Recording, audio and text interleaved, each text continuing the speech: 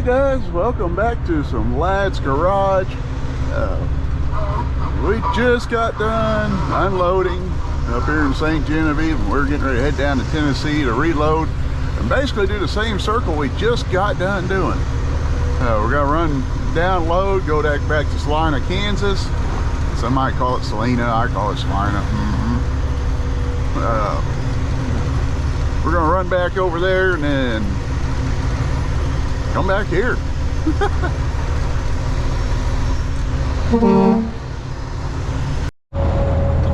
I'm hoping to make it down here for these old boys to go to lunch, because we got a lot of miles we need to make up the time we get loaded.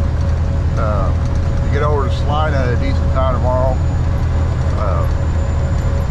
But I called them and they pretty well said, well, if you get here before we go to lunch, we'll take care of you. Hope I can get there. Oh, we're coming across the almost dry Mississippi. We got a good sized barge coming up the river. This is pretty low though. I still kind of find it crazy that, you know, it's been 2 years since I got back in a truck. I mean, it really don't seem like it's been that long. It seems like it's just flown through. But I mean, for the most part, I've stayed pretty busy. I mean, it's definitely had its ups and downs, don't get me wrong. But I mean, for the most part, we stay rolling pretty good. Gotta follow the herd of forklifts. Nobody coming, nobody coming. Okay, let's go on across here. Well, I'm talking about, old son.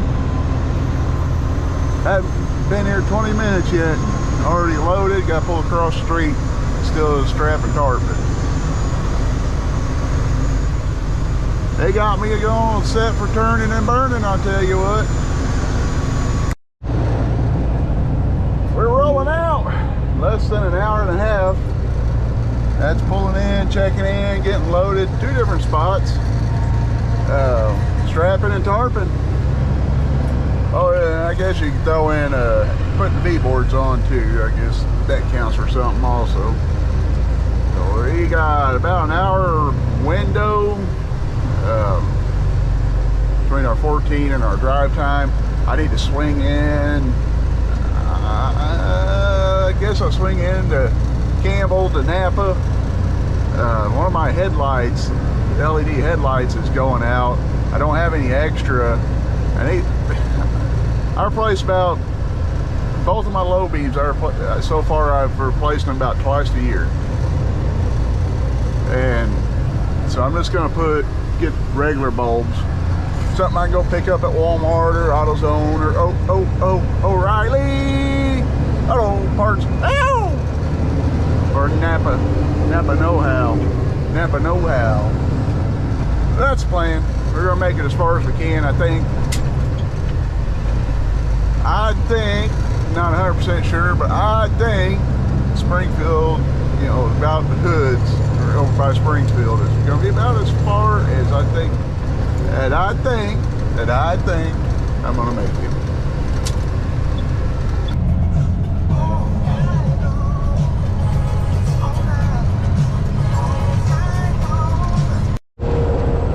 Holly first inning. Holly.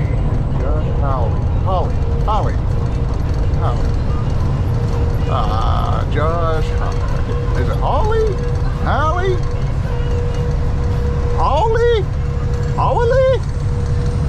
Josh? Holly? I don't know. One thing about it is bus driver's taking his job pretty serious.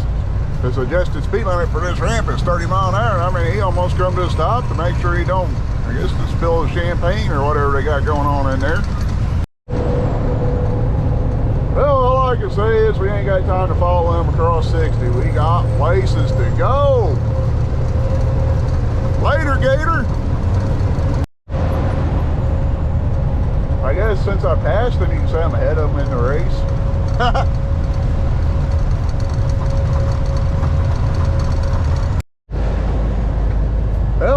the hoods. We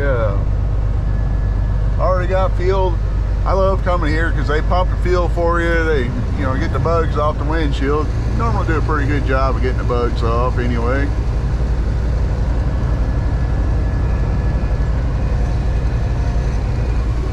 Me on the other hand, I gotta change out a couple headlights real quick, and then I'm gonna waddle inside and get me something to eat. I'll tell you what.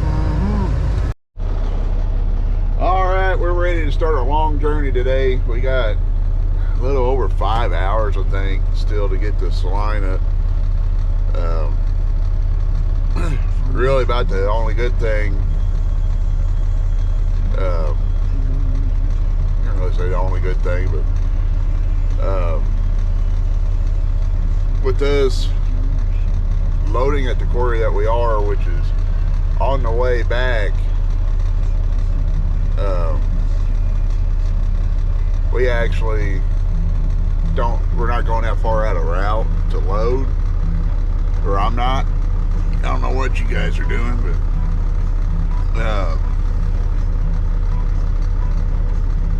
it kind of benefits us in a way because we don't have to fight with, you know, going like out of our way to load.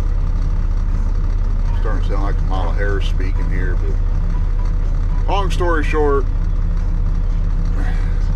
it's on our way. Saves us a little bit of time. We can make it just a little bit further. If that makes any sense. I don't know. Let's go. Now, I just walked into the convenience store, or the gas station, or whatever you want to call it. That bonehead wasn't parked there. Matter of time me coming out and cleaning my windows. I know, junkyard. Gotta clean them windows. They cleaned the windshield for me yesterday when I was getting fuel, but you get this bonehead, just kind of pulls in and blocks off the whole driveway.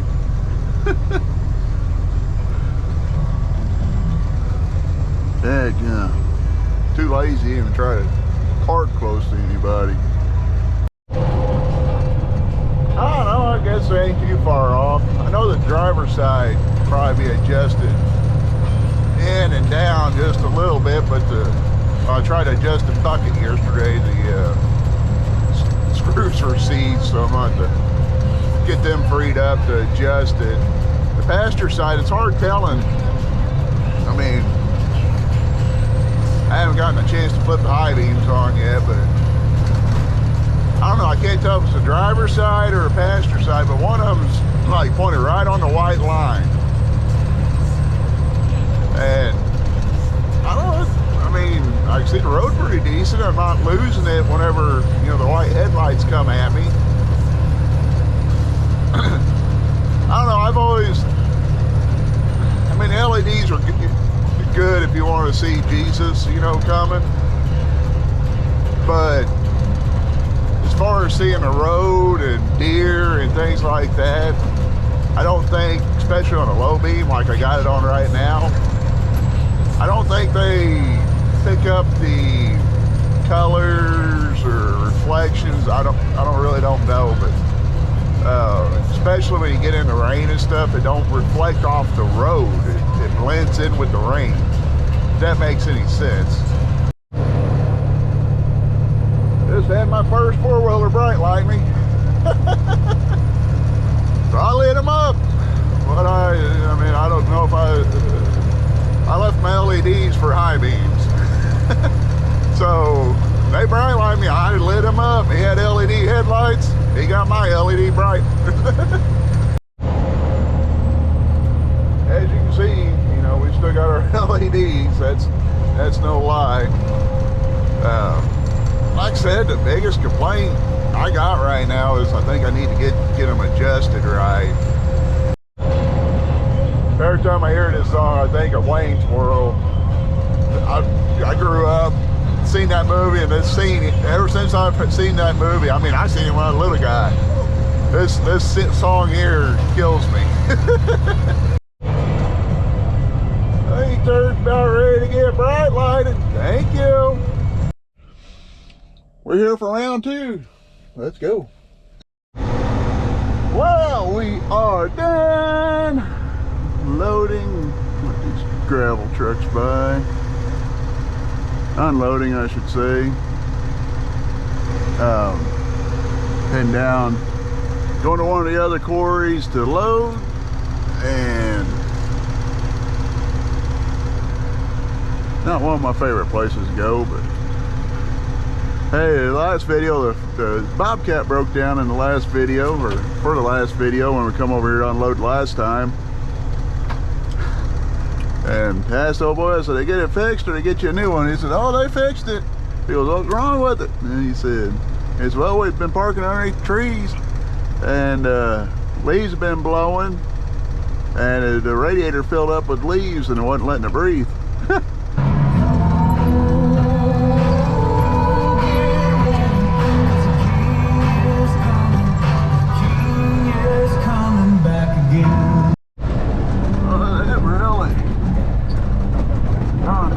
Here since the last time I've been out here. Yeah. That's some pile of dirt. Crap load of blocks. Here you turn around and get it. There you got piles of gravel. There you go. Alright, we got our 2 blocks. We got a 454 here.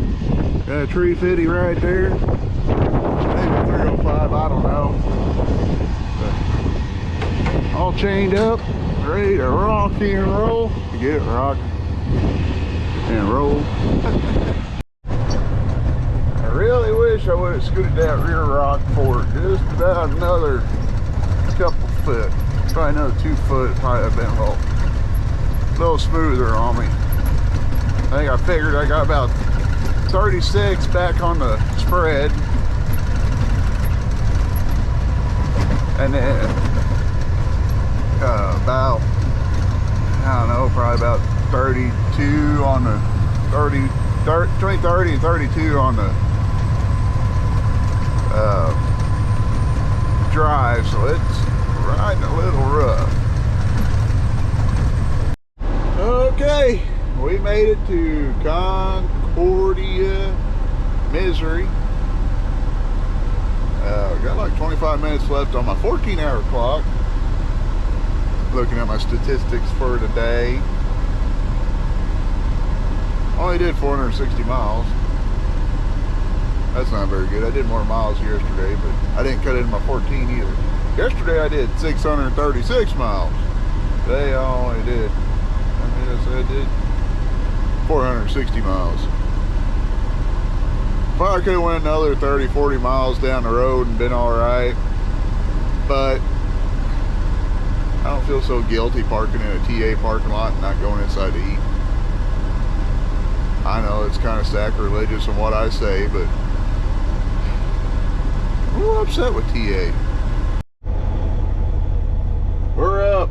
It's Friday. We're getting ready to head through. Trying to get to St. Genevieve before the scale opens. This outlaw lifestyle ain't for everybody, but I ain't worried about scales actually.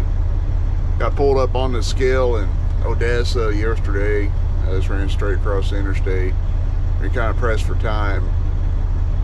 Do desperate things sometimes.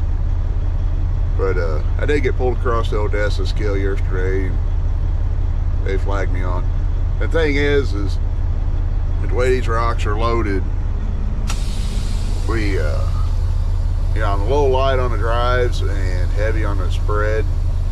So I'm probably, if I was to guess, probably around 30,000 on the drives. And if I figured right, I'm about 36 on my spread. So that's a pretty big difference. I'm not a fan. Like I said, I should have scooted that rear rock forward. I don't know, probably another 4 foot, but it's kind of a guessing game, and once it's on the trailer, it's one of those things you don't want to be picking it up, moving around, all that stuff, because it's really, once it's on the trailer, it's kind of, you know, you don't want to be moving around anymore. You have to. So I was sleeping so good last night that I thought I was actually dreaming. And it started raining. I mean, it was pouring down rain. Gully washers. I thought, I woke up, I'm like, man, did it rain last night? Apparently it rained so much. I was sleeping so good. Yes, I was sleeping so good.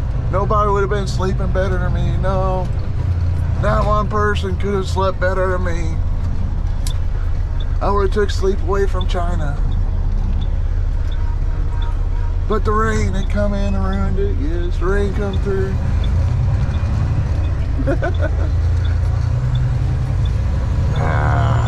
It's all good.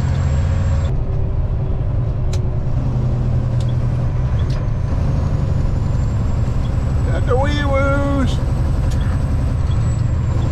I radioed ahead that they're slow down up here. So.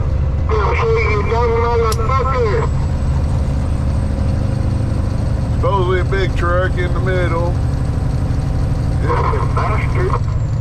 Can't park there. Alright. Somebody's got to turn their CBs on.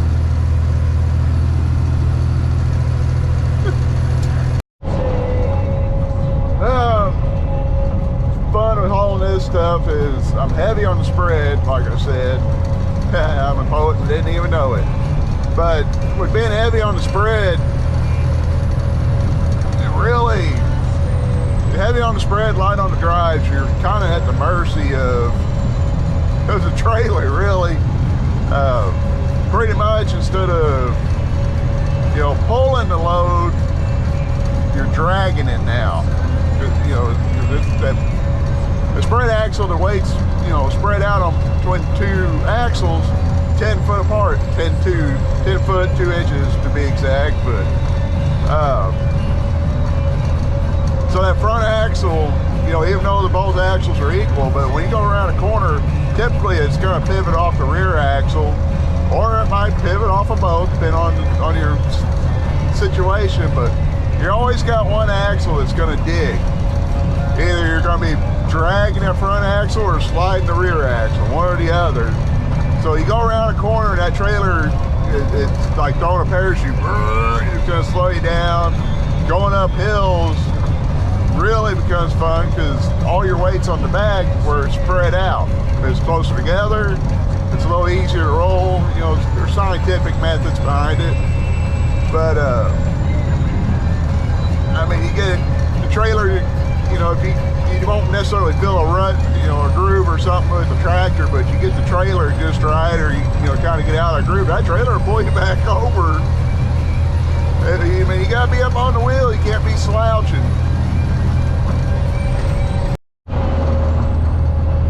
So if you're wondering, you know, what I mean by spread axle or tandem trailer, obviously spread axle, the axles are spread apart. Most commonly in the United States, most spread axle trailers are 10 foot 2 inches spread. My understanding that's a California thing, so pretty much it's a standard thing in America or the United States for a 10-2 spread. The difference, you know, with spread axle, Canada's got their own spread axle system. Don't get, you know, up there.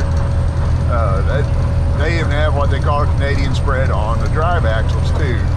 Obviously in America you wouldn't want 10 foot 2 inches in between your drive axles. It'd just be silly.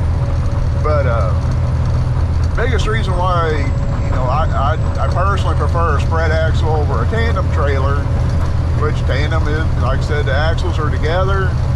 Your van trailers are going to be, you know, most commonly, a lot of your vans and reefers, your box trailers are 53 foot most commonly nowadays. And their tandems are usually on a sliding system where they can adjust the weights on them. And reason being is, on a spread axle trailer, you're allowed 20,000 pounds per axle, so 40,000 total on a spread. Don't get me wrong, you can have 40,000 total back there, but like I said, you got no more than 20,000 per axle. That's your limit. on a tandem trailer, you're not allowed any more than 34,000 for both axles. So, you know, with doing flatbed work, you know, it just makes life a little more simpler. I mean, back in the old days, they would have 48 or, you know, whatever size trailer. They'd have 48-foot tandem trailers, sliding tandems, whatever. But, you know, this overtime, it's just kind of more common to see the spread axles. It's a lot easier to work with. That's why I prefer a spread axle over a tandem. The old sun's starting to come up. We found the moisture again. I could take this exit, go around the scale, but sometimes the DOT man will be sitting, you know, he knows guys to get off this exit knowing there's no get on. And he'll either be sitting here on the ramp waiting for him or sitting up here on this little road doing TT here, waiting for him to come out on 61 over there.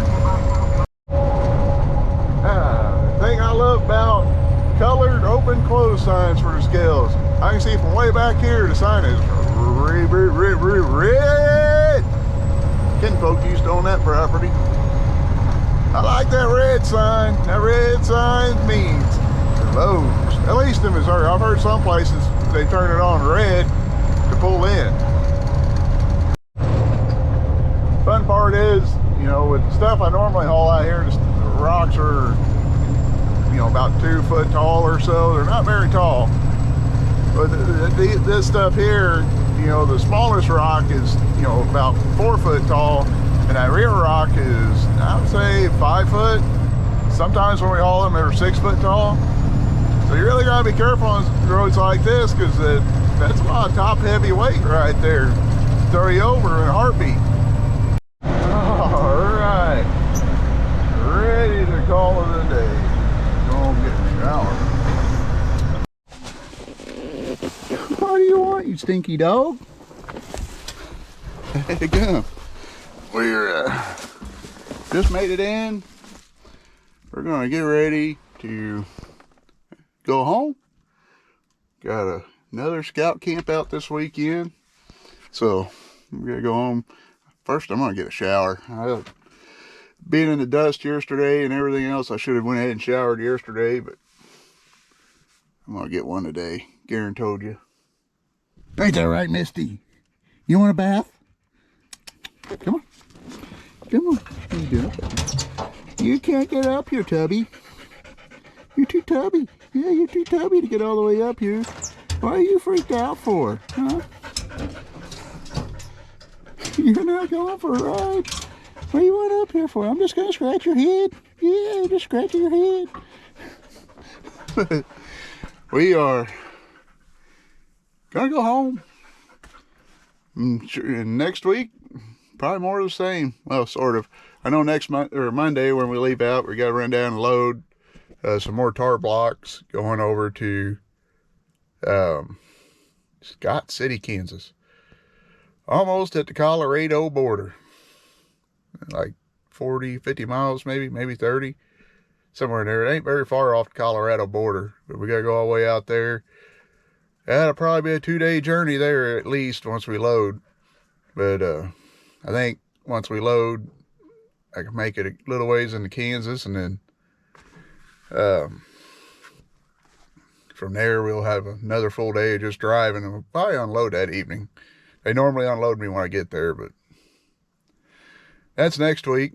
Sure to be next video. But until next time, we're going to go home. Try not to freeze to death camping.